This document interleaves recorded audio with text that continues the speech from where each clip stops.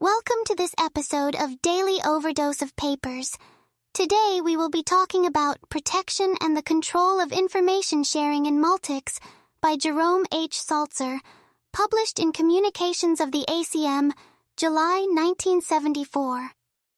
In this paper, we dive into the design and mechanisms behind Multics, an early prototype computer utility, and how it manages to control the sharing of information among its users. We'll explore the principles and strategies that make Multics stand out, especially when it comes to protection, security, and privacy.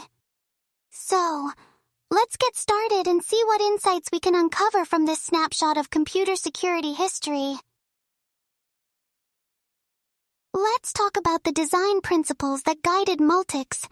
These principles focused on permission-based mechanisms, continuous authority checks, transparency, least privilege, and ease of use for humans. These principles sound pretty straightforward today, but they were pioneering concepts at the time. They've influenced many aspects of system design even beyond Multics. Two key objectives were decentralization of protection specifications and flexibility for users to create their own protection schemes. Basically, giving users the power to be in charge of their own security. The heart of Multics' protection mechanism is its access control lists, or ACLs. Each named data storage segment has an ACL that specifies which users can access it.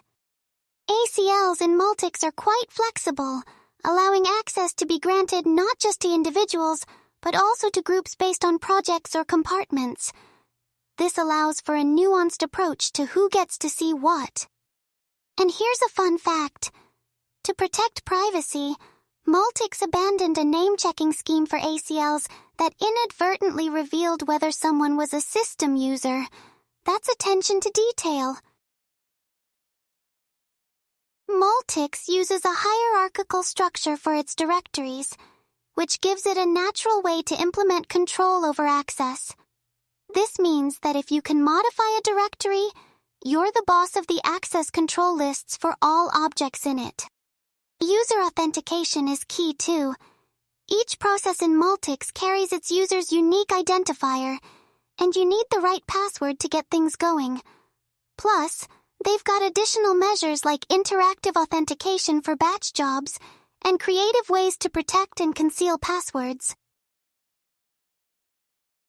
In terms of memory protection, Multics uses a descriptor-based mechanism that's mostly hardware implemented.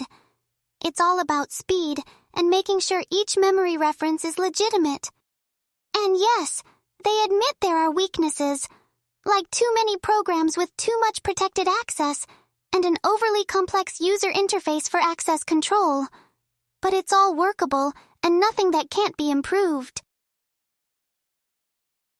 In conclusion, Multics presents a comprehensive approach to information protection with principles and mechanisms that have stood the test of time and inspired future systems.